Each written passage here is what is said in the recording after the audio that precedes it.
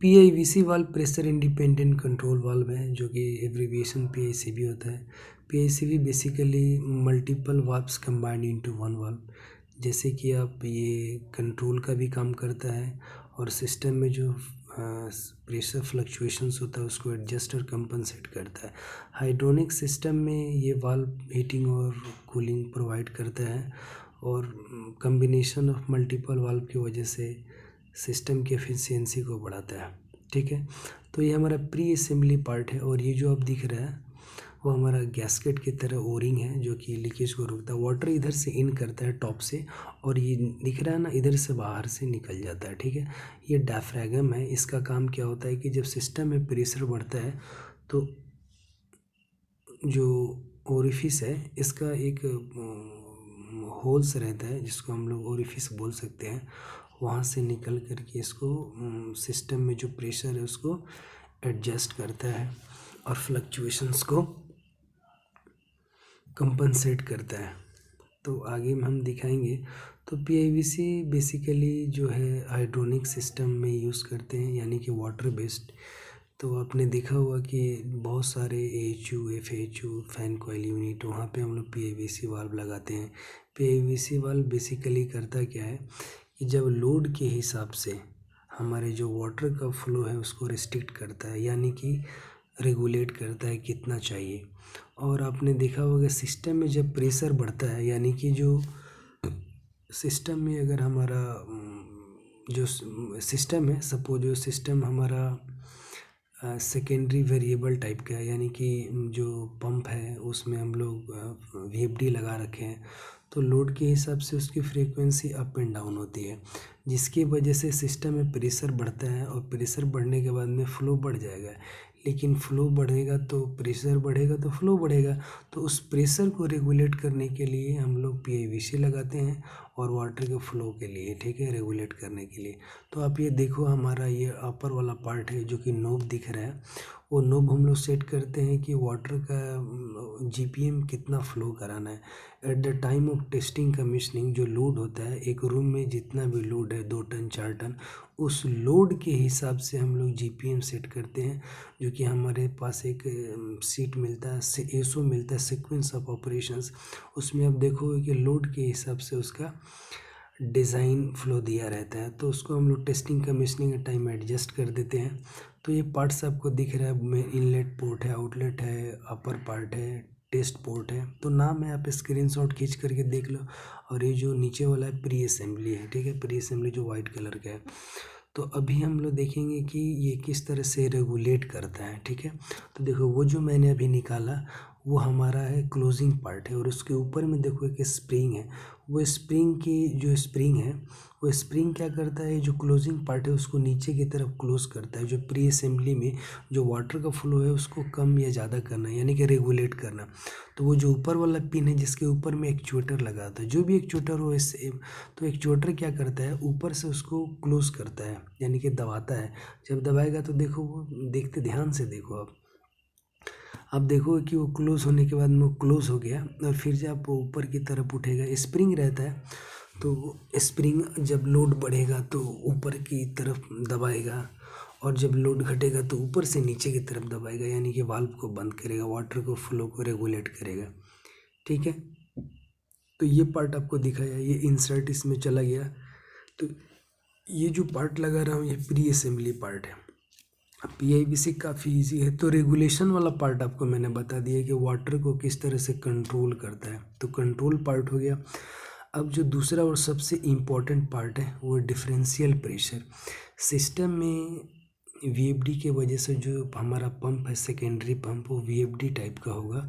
तो सिस्टम में फ्लो का रेगुलेशन, मतलब कि प्रेशर बढ़ेगा घटेगा, तो उसको कंपनसेट करने के लिए और एडजस्टमेंट के लिए डायफ्रागम होता है, जो नीचे के वाला पार्ट है। आपको दिखाता हूँ, एक वेंचुरी है, वो वेंचुरी आपको दिखाऊंगा। जस्ट इधर से इन किया, इधर से आउट किया, और अब देखो वो 2 टेस्ट पोर्ट है।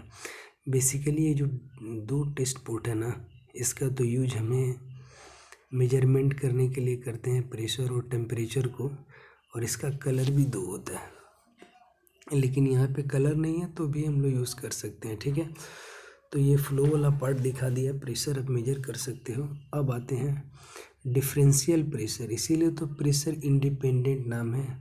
डिफरेंशियल प्रेशर, जो प्रेशर है इन में और आउट में उसको एडजस्ट करना, ठीक है। तो कैसे एडजस्ट करेंगे वो भी आपको दिखाता हूँ। ये ऊपर वाला पार्ट है, रेगुलेशन का पार्ट है। अभी देखो, अगर आप कम ज़्यादा करोगे ना तो वाटर का फ्लो कम आने लगेगा, अगर आप उसको 5 कर दोगे तो वाटर का फ्लो बढ़ेगा। तो ये हमारा जो डिज़ाइन मिलता है ना, जब हम लोग टेस्टिंग कमीशनिंग करते हैं तो उस टाइम में हमारे पास सीक्वेंस ऑफ ऑपरेशन होता है। उस सीक्वेंस ऑफ ऑपरेशन में जीपीएम हमें पता होता है कि हर एक रूम में या उस यूनिट से कितना जीपीएम मैक्सिमम फ्लो कराना है, ठीक है। तो ये रेगुलेशन का पार्ट हो गया। अब आपको दिखाते हैं प्रेशर इंडिपेंडेंट क्यों कहते हैं। जब देखो सिस्टम में प्रेशर बढ़ेगा तो क्या होगा कि वाटर का फ्लो भी बढ़ेगा। लेकिन अब देखो यहाँ पे एक वेंचुरी है, यानी कि एक छोटा सा होल है जो इनलेट पोर्ट से नीचे की तरफ आता है। आप उसको ध्यान से देखोगे तो ऊपर से नीचे की तरफ आता है। मैं आपको एनिमेशन की लास्ट वाले पार्ट में एनिमेशन करके दिखाऊंगा, उस एनिमेशन में आप समझ सकते हो। तो एक छोटा सा होल है, वो होल डायरेक्ट नीचे की तरफ आता है। आपको मैं कैसे समझाऊं, एकदम नीचे की तरफ आता है। डायफ्रागम जो लगा है उसके नीचे में जो वाटर का प्रेशर है वो क्या करेगा, देखो ऊपर से नीचे की तरफ आया। देखो यहाँ भी एक होल है, डायफ्रागम में नीचे से ऊपर की तरफ उसको प्रेस करेगा। तो जब इनकमिंग प्रेशर जो आ रही है और नीचे से जो प्रेशर है वो दोनों एक दूसरे को क्या करेगा, सिंपल सी बात है, एडजस्ट करेगा, कंपनसेट कर देगा, और फिर जो प्रेशर है वो एडजस्ट होकर के प्रेशर जाएगा, ठीक है। Thank you. और आपको अब एनिमेशन वाला पार्ट दिखाता हूँ, जो एनिमेशन इसके बाद से चालू होगा, उसमें आपको अच्छे से समझ में आएगा। ओके, तो एनिमेशन वाला पार्ट अब चालू करते हैं। इससे आपको क्लियर हो जाएगा कि कंट्रोल हम कैसे करेंगे और उस जो सिस्टम में प्रेशर का फ्लक्चुएशन होता है वो किस तरह से एडजस्ट और कंपनसेट होता है। तो हमारा पीआईवीसी है, ऊपर से एक्चुएटर इंस्टॉल हो गया। और जो पहला बात करते हैं कंट्रोलिंग वाला पार्ट, यानी कि रेगुलेशन वाला पार्ट। तो हमारा ऊपर वाला जो नोब है, देखो डिफरेंशियल प्रेशर रेगुलेटर, जो नीचे वाला डायफ्रागम है वो देखो अप एंड डाउन हो रहा है। तो दिखाएंगे वो कैसे काम करता है। पहले हम लोग करते हैं जो फ्लो है उसको एडजस्ट करते हैं कि हमें कितना कंट्रोल करना है। तो देखो ऊपर में जो नोब दिख रहा है ना, उसको 100% अभी दिखाया है कि ये 100% है, यानी कि जो वाटर का फ्लो है इससे पूरा का पूरा जाएगा। देखो ये जो नीचे जो ग्रीन कलर का आपको इंडिकेशन दिख रहा है, उससे ये पता चल रहा है कि इसका मुंह पूरा खुला हुआ है।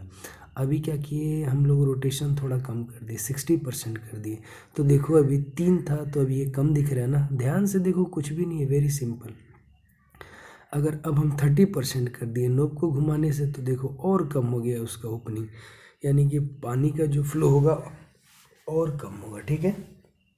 और आगे आपको दिखाता हूँ, अगर फ्लो रेट को हम लोग कंट्रोल करते हैं ऊपर वाले नोब से, वो अपने हिसाब से कितना में चाहिए। तो देखो ऊपर वाला जो स्पिंडल है अप एंड डाउन हो रहा है, वो वही हमारे रेगुलेट को करता रहता है, ठीक है। अब बात करते हैं, अगर हम 10 वोल्ट कमांड दिया, अब आते हैं हमारा किस चीज़ का, प्रेशर जो डिफरेंट क्रिएट होता है वो किस तरह से कंपनसेट होता है।